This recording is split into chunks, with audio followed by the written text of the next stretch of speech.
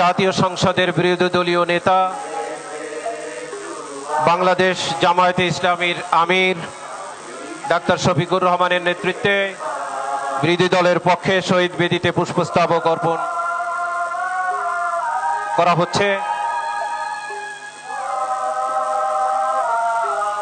doctor Shafiqur রহমানের সঙ্গে রয়েছেন জাতীয় সংসদের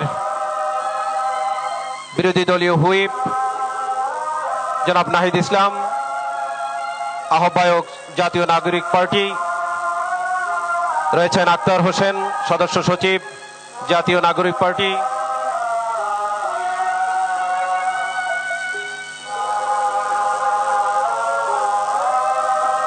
বাংলাদেশ জামাতে ইসলামীর আমির ডাক্তার শফিকুর রহমানের নেতৃত্বে